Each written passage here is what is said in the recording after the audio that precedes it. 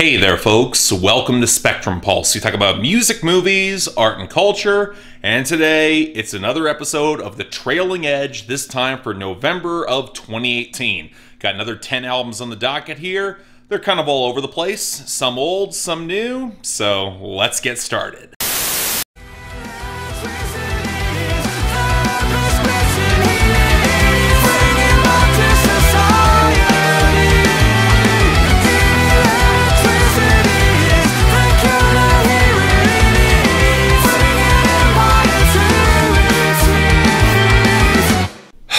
God damn it. I'm a little bit frustrated that I'm not giving this a full review, especially considering I went through all of Haken's back catalog in preparation for this record. I really wanted to drill down and really talk about some prog metal in a lane that really is something I should like a fair bit more than I actually do. So here's the thing with Haken. I don't think they are a bad band by any stretch of the mind, especially albums like The Mountain and Affinity that delved into slightly better synth tones and some slightly stronger hooks. And I mean, my biggest issues with Haken have been a lot of their synth choices have been flat garbage, and in terms of a lot of their song construction, they're a band with more ideas than the ability to effectively execute them in strong songs. But hey, The Mountain was probably the best steps in that direction, and when you follow up with Affinity going more of the 80s style direction, honestly, it's not a bad fit for them. It gave them some synthesizers that I actually liked for a change. Sadly, I'm not convinced that Vector is an entirely good idea for them, and sadly, it's indicative of something that I've seen a lot in modern progressive metal, the pivot towards djent.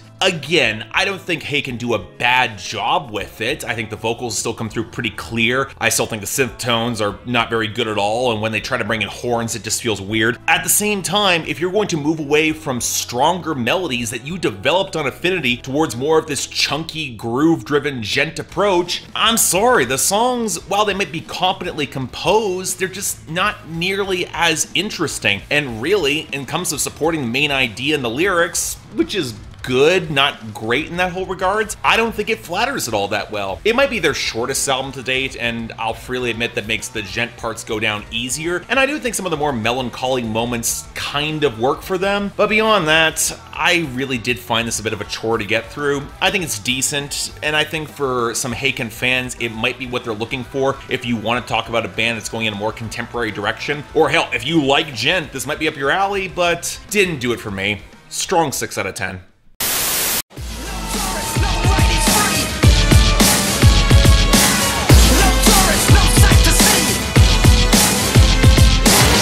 Okay, seriously, I don't want to be rude here, but I can't think of something more pointless for me than reviewing a new Prodigy album in 2018. Let's be honest here, the band hasn't really changed or evolved their style significantly since the mid-90s, and even going into now, especially going into this album, it just seems like they're burrowing down into something that will definitely fit for their fan base and pretty much nobody else. It's not like they're on the cutting edge when it comes to electronic music, and when you realize that the band is pretty damn one-dimensional across the board when it comes to their sound and their progressions, I just don't have a lot to say about them. Part of this is coupled by the fact that I was never really a huge Prodigy fan to begin with back in the 90s. I mean, there's a certain stentorian macho appeal that comes with a couple of their albums, really more a couple of their songs, because I think they only really have one album that's remotely consistent. I think it's their sophomore album. And when it comes to this, you know what, it's passable, it's tolerable, maybe, I guess. You got a lot of over-compressed synthesizers in the mid-range, a lot of frenetic break beats, a whole lot of chipmunk vocals, so that production choice is not going over with me well whatsoever. And the lyrics, since they are absolutely pointless, it just doesn't give me a lot to really say about a band in this lane. I'm not gonna say that they're bad, but again, this is emphatically not for me, and if you're gonna do one dimension for 25 years, and you're not gonna push that much harder, I'm not sure why I really need to cover it. So, I don't know, 5 out of 10 for the fans only at this point, but really, it's been just for the fans for well over 15 years, so just keep that in mind.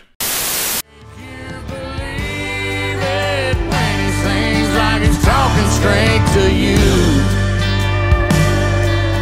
That's what Hank would do.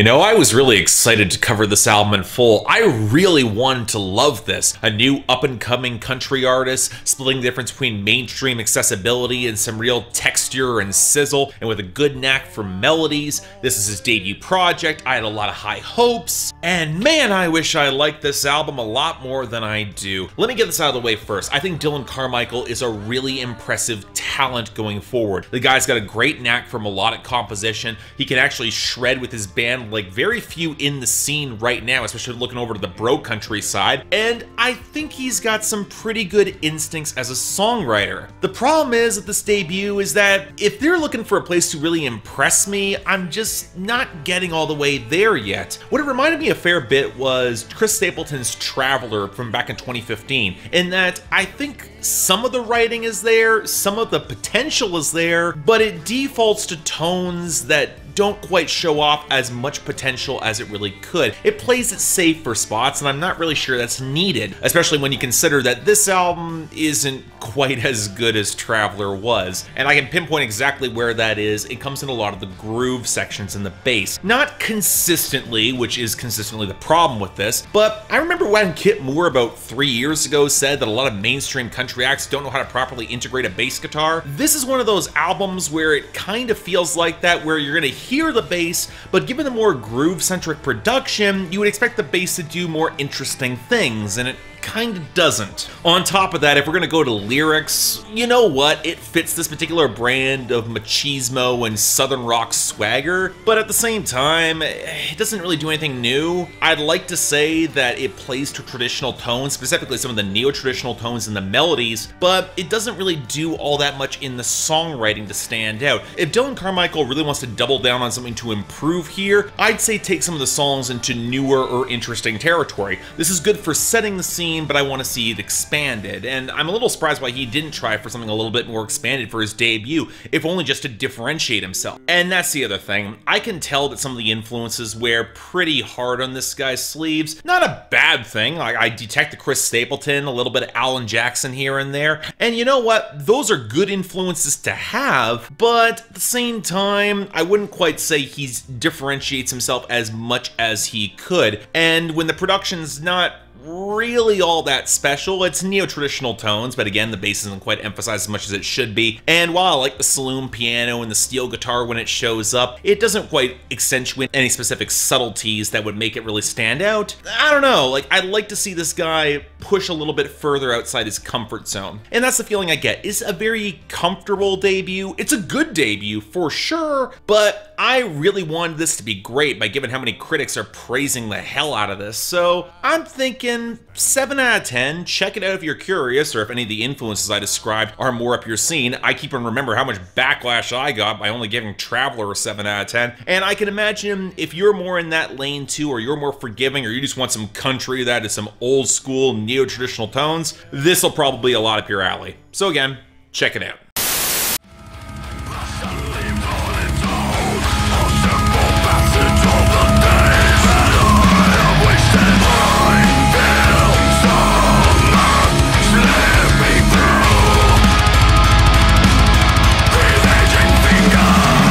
Okay, look guys, you guys have requested a lot of technical death metal in this lane this year. Okay, maybe it's just a couple people who have requested it, and you know what, I admire your commitment trying to find something that I like, but this sure as hell is not it, and it's honestly a little bit frustrating to even articulate why this is, because it's certainly more in the progressive and diverse lane. I went back to Rivers of Nile's previous 2 albums, and yeah, this is probably their most diverse to date. They're pulling in elements of saxophone and synthesizers. Hell, they have one track that almost sounds damn near industrial pop with how heavy some of the programmed percussion is. Even some of the vocals, they call upon deathcore. There's growls, there's screams, there's clean vocals. I can't deny that there's also some gent elements and there's some post-rock elements. There is a lot going on this record, honestly, but the big problem that I immediately encounter is that without a lot of adequate transitions or crescendos to accentuate these pieces, it just comes across like a little bit of a hodgepodge, really just more of a mess altogether, and without strong hooks in order to bring this all together,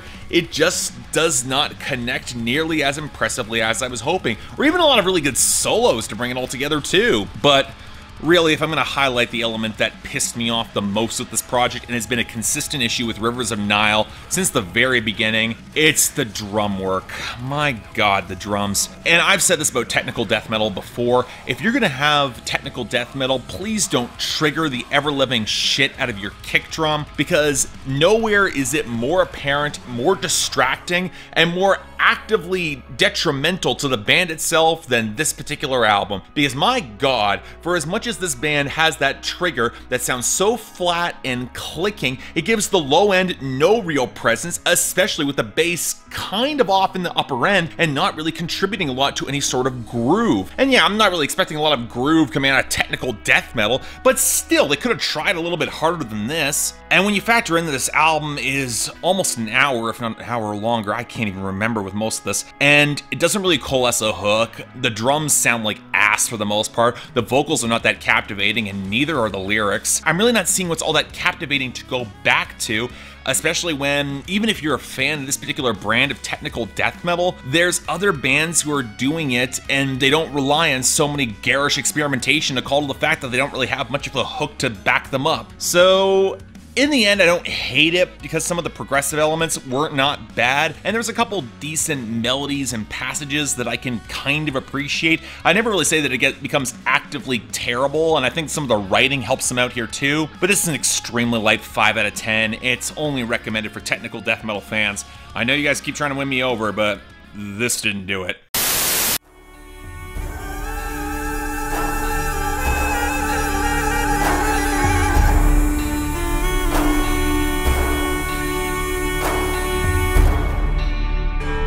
Oh, we're doing this band.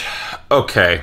So I went back through all of Dead Can Dance's discography and back catalog. I really wanted to get a handle on this band, especially given the critical acclaim they've gotten in some distinctive sectors. For bringing in elements of world beat and ambient music into some of the more goth-tinged synthwave, dark wave sounds that they were going for. And they got a lot of critical acclaim for that in the late 80s and the early 90s, really throughout the 90s. And I will fully admit that in terms of very cerebral, kind of cinematic approach they take to some of their sounds, I can see the appeal. But man alive, it is not for me. I think part of this is because while they draw upon tones that might call back to historical times, really a lot of the whole historical resurrection doesn't come with the benefit of any hooks. You get textures, sure, you get some occasionally pretty melodies, but the lyrics, when we do get them, are incredibly undercooked, and really, the more ethereal and mysterious you are, if it eventually never comes to a real point behind it, I'm just not gonna get all that engaged or interested, especially when you get the feeling that all the more textural experimentation without a lot of payoff. And sadly, their comeback here with Dionysus feels a lot like that.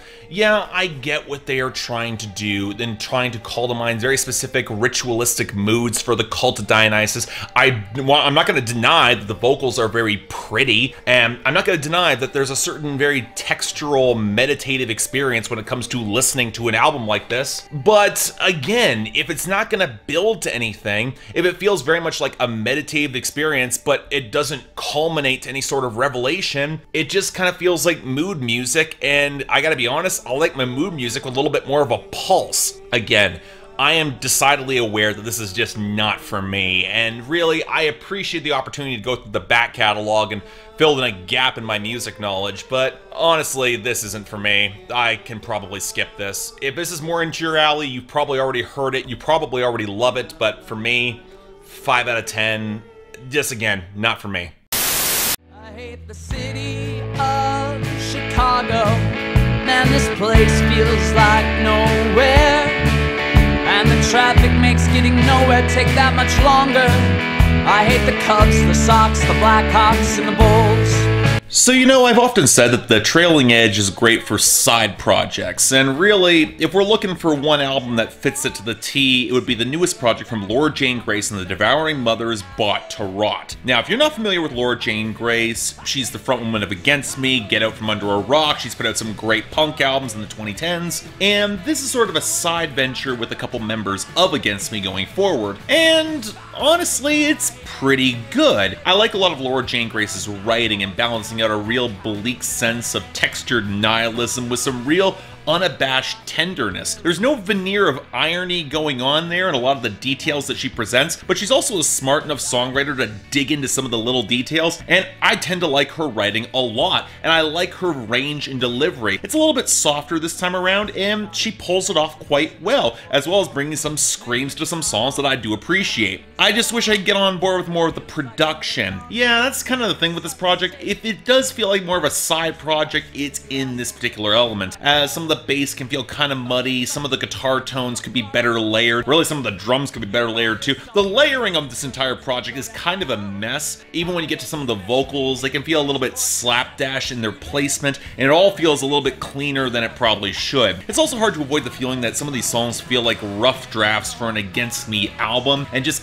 got pushed off on here as more of a ventures to just going out in the lark. That being said, it's still overall pretty good in terms of the quality. I think it's generally pretty enjoyable. It's breezy enough, it goes by pretty quick, and there are some great moments of language and poetry that I have to respect. The song where she just flat out disses Chicago, that is more of a love-hate relationship in that song. I do have to respect the ever-loving hell out of it, just in terms of the level of detail and creativity in her insults. So overall, you know what? It's not going to be for everybody. If you're even more of an Against Me fan, I can see this not quite having the depth and complexity in the production that you might otherwise expect, or at the very least the sheer intensity. But Laura Jane Grace is a really good melodic composer and a great songwriter, and for this sort of side venture, it works. Light 7 out of 10. Check it out. Definitely worth your time. The drum beat never changes tempo. It's steady like a rock, and like a rock it crushes you as it gets louder. The drum gets louder and louder, and you know there is no parking on the dance floor. Yeah, I know. I'm not going to make any fans with this particular review here, especially when I probably could have covered this band back in January and gotten this over with pretty quickly, but I've got a weird relationship with They Might Be Giants, and I might as well get this out now, because I don't dislike this band, but they're a band that I tend to admire a fair bit more than I would say I love. I think a band like the Bare Naked Ladies kind of spoiled them for me, because while you still have that nerdy, clever side that I tend to really like, you also tend to encounter a certain cold distance that comes with They Might Be Giants. There is a heart there, but it's often under certain levels of deflection that I can't quite appreciate in the same way. Don't get me wrong, they are legends for what they did in alternative rock and college rock, but we're now 30 plus years in, and if there's one thing about this album in particular is that it feels kind of stiff and tired. There's always been some stiffness that's come with the nerdier side of bands like They Might Be Giants, probably throw Devo and Sparks in there as well, but at the same time it's often balanced out with incredibly sharp melodic songwriting, which has always been They Might Be Giants' greatest strength, along with some of that cleverness. And it comes in fits and spurts here. I like some of the sharper, more guitar-driven tracks, but when they default to some of the horn segments, they aren't quite as integrated as well as they could. Same with some of the more sharper percussion lines. And again, they're a band that I've never quite loved, so much as I just appreciate them. So, and while I wouldn't quite say this is among their best efforts either, I'm going with a very strong 6 out of 10. I know for diehard fans, you're angry, but as a band for me, they've just never really captivated me in the same way. I respect them, I appreciate them, but this isn't quite it, at least for me.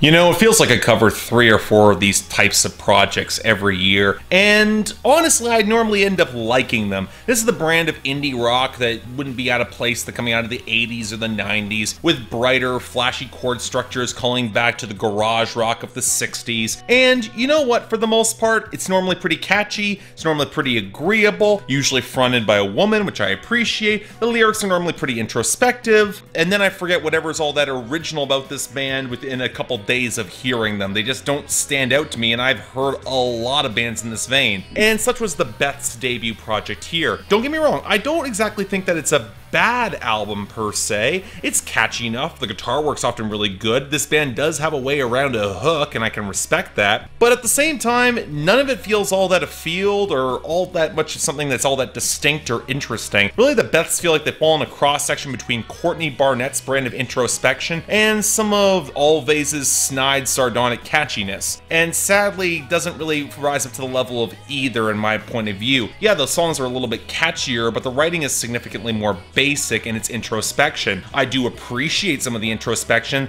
from being masked by some of that happier veneer, but again, it's not all that new and unique for indie rock to do this sort of thing, and honestly, I wouldn't say that a lot of the writing rises above average. Neither does a lot of the delivery here too, which is often layered just a little bit too far back in the mix to really jump out at me. And for another thing, if this album is going to burrow into introspection as much as it does, maybe not have all the male backing vocals chiming in, especially when a lot of these songs are about relationships or the approaching of a relationship. It just feels kind of weird, kind of throws you out of the headspace you kind of want for an album like this. Overall though, it's not bad, it's catchy enough. There's certainly an audience for this among the hipster indie set, although again, if you were in the hipster indie set, you will have already heard this dozens of times or more. But for me, it's not bad, it's harmless. 6 out of 10. Check it out if you're curious.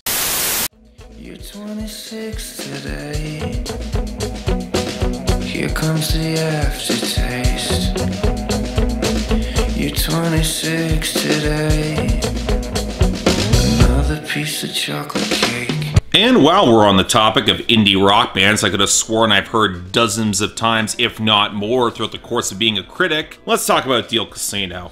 And here's the thing, at first glimpse and going through their debut album, I thought I had this band figured out as more of a silent majority act wannabe. They were going to be a band that no critic really covered, they get a bunch of commercial placements, they'd make enough money to stick around, maybe they'd have that mainstream crossover breakthrough in a band like, say, Young the Giant, because their chord progressions were just off kilter enough to be somewhat unique, but they could structure a hook halfway decently, even if the writing just pissed me the hell off and I never thought their frontman was all that distinct. They wouldn't have enough of an edge that they'd truly challenge an advertiser to push them outside that lane or really jump out of the face at critics, but they also were accessible, they weren't too polished. So I couldn't quite predict what they were gonna do with their sophomore follow-up because, yeah, if they were going for those accessibility dollars, I think some of that might have gone by the wayside because, yeah, this was a sharp turn for the worse. I'm not quite sure who to blame for all of this. Some of this might have come from the production, which was done by a member of the Front Bottoms, and you can kind of tell given that the majority of the color is sucked out of the instrumentation, but it gets even worse than that because when you take a look at the synth tones and the guitar tunings that they chose,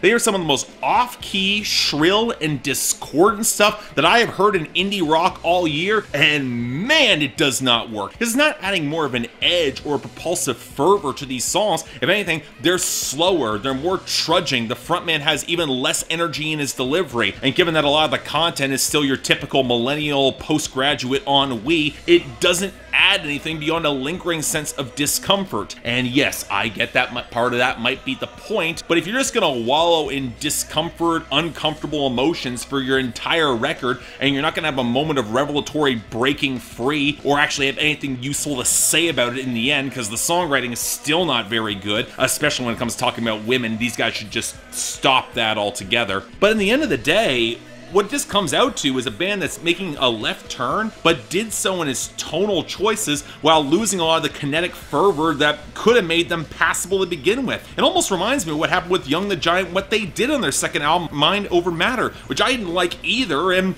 honestly is probably more messy than this is, but that's just because this is just too turgid and unpleasant to be all that messy or really all that interesting. Now, it's not the worst indie rock album I've heard all year. It's got a couple moments where the vibe is decent, and when it gets a little bit more propulsive fervor, I can get into this, but at the same time, it's not good. It's honestly the sort of pivot that I think will hurt them in the long run, and will probably push them out of the silent majority lane in which they could have at least had some success, because yeah, I don't see people getting on board with this. It's just too unpleasant, and there's not enough hooks here in order to justify it.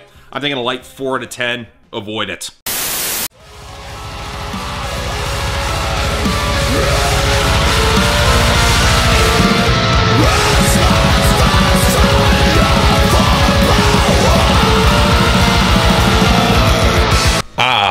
Sunless Dawn.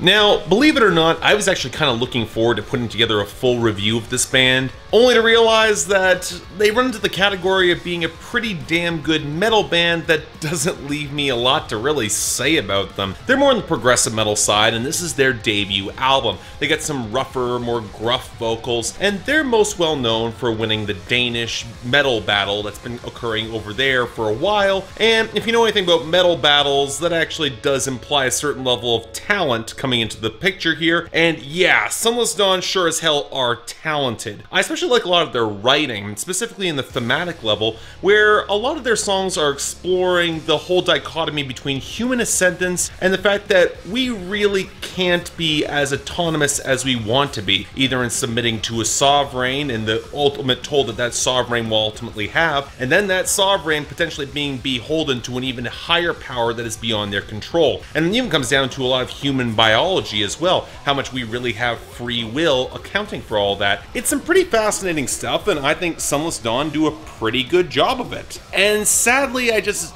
don't quite like the album as much as I would like to, and explaining why is a bit tricky because it comes down to a whole sense of structure. I ranted a little bit about this on Twitter, but at some point a lot of progressive metal acts got into their head that they really didn't need a lot of structure, as in choruses or hooks or even more defined solos or passages that have transitions that build into crescendos under the guise of just being progressive. And the sad fact with that is that it's realizing that a lot of the music just starts to really blur together unless you can pinpoint very exact melodic passages. And I can, but at the same time, without giving them a proper amount of emphasis, not helped by mixing on this album that can feel a little bit dense and cluttered, specifically with some of the drum lines and some of the more layered guitars. It just doesn't draw as much emphasis to specific parts of the mix as it really could in order to make these songs really stand out as having distinctive characteristics of their own. And yeah, a lot of people have complained that mixing on this album does make things sound a little too dense. Having heard Journal this year, I wouldn't quite say Sunless Dawn's in that category, but it can be a bit of an overwhelming listen if you're not